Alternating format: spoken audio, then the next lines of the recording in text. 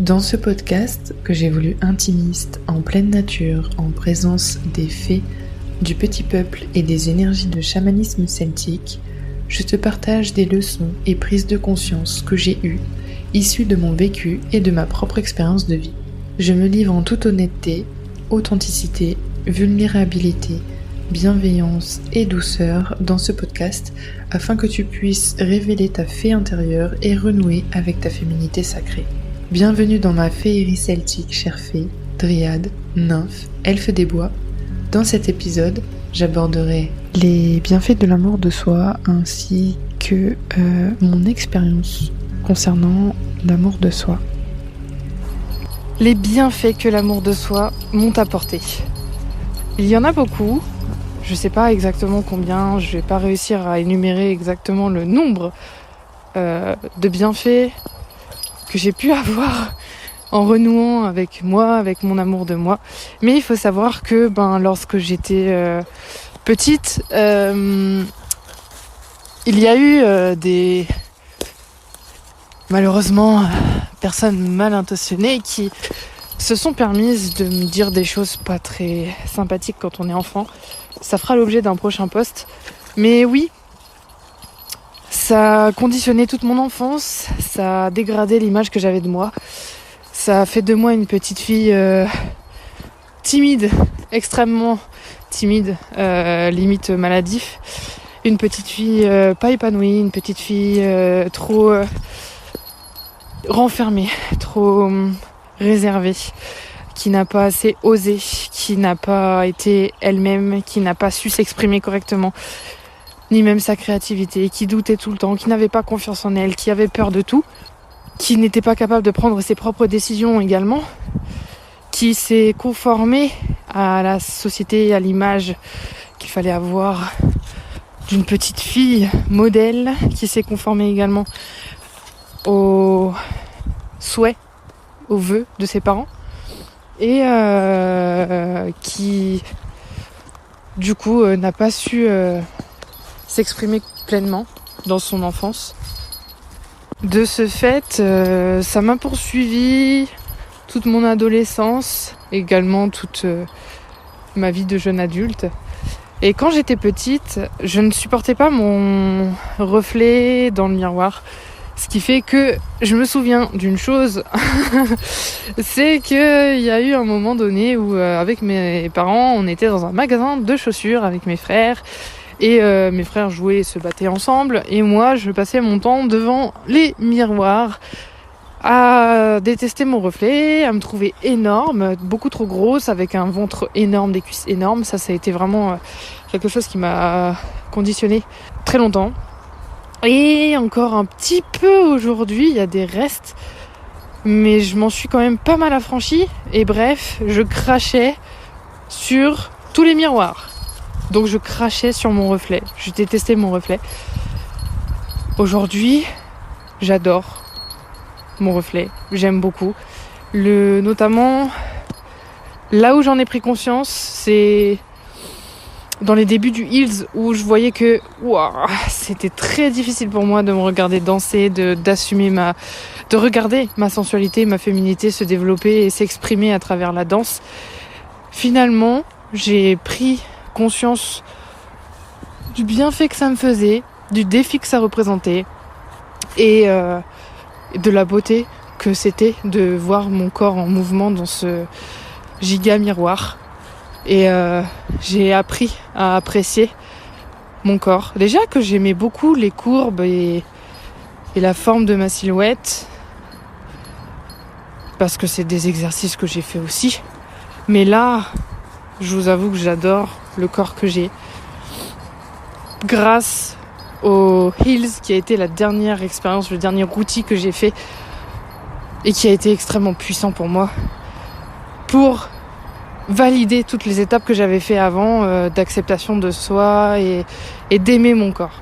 Et donc ça m'a permis de créer un coffret, un écrin, l'écrin Amour de soi, qui va du coup permettre à d'autres femmes de rayonner, d'aimer qui elles sont et d'aimer leur corps, d'aimer leurs courbes, d'aimer leur silhouette, d'aimer ce qu'elles dégagent, d'aimer leur féminité, d'aimer leur sensualité, d'aimer tout chez elles, pour qu'elles puissent être confiantes dans leur vie, qu'elles puissent être rayonnantes, qu'elles puissent être puissantes, qu'elles puissent être divines, qu'elles puissent être féeriques, qu'elles puissent être magiques, qu'elles puissent être des sorcières si elles en ont envie, des nymphes, des elfes, des fées, des licornes même si elles veulent, mais qu'elles soient enfin elles-mêmes et qu'elles puissent s'assumer, s'accepter pleinement, mais surtout, avant tout, s'aimer elles-mêmes, parce que l'amour de soi permet de trouver après l'amour inconditionnel et un amour parfait, si je puis dire, parfait en fonction de la perfection et de la visibilité et de la vision de chacun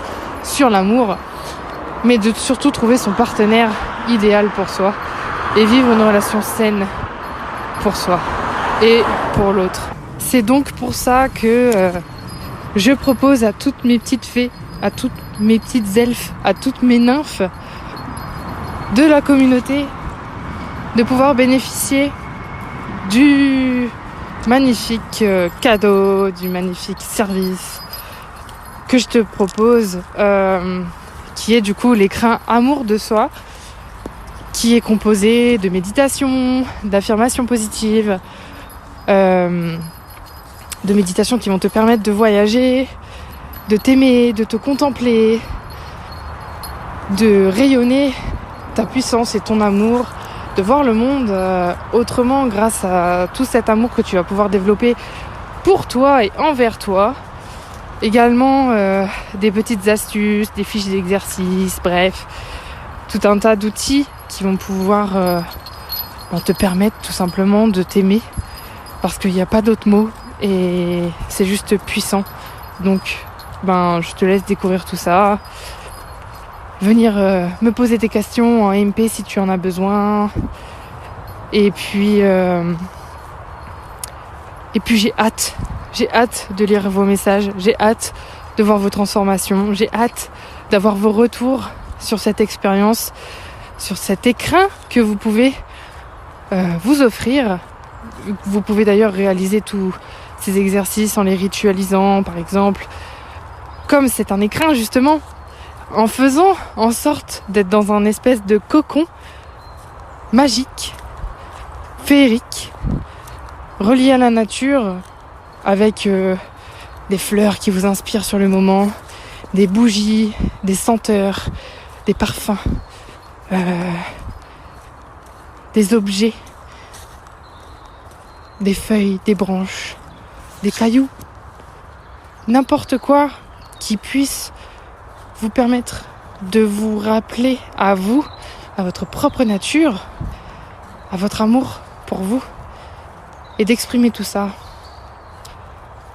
de l'expérimenter dans votre vie professionnelle et personnelle, ou que dans votre vie personnelle si vous le souhaitez par exemple, peu importe, mais je veux vraiment que ce soit une expérience puissante pour que vous puissiez vraiment connaître ce qu'est cette énergie d'amour de soi, et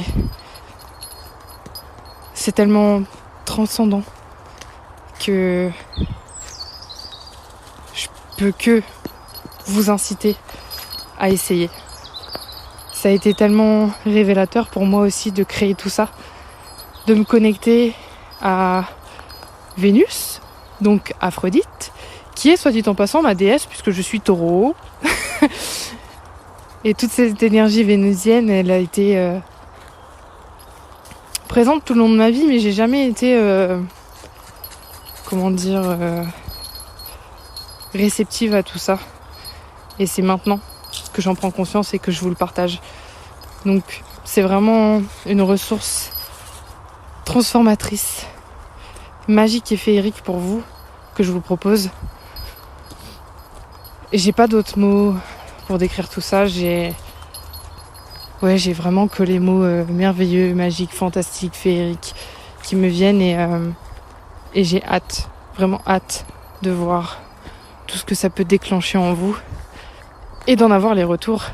Ça me serait tellement gratifiant que je serais éternellement reconnaissante en l'univers de m'avoir présenté des femmes aussi merveilleuses que vous, et de m'avoir permis de créer cet écrin d'amour de soi qui a été juste unique et incroyable à réaliser.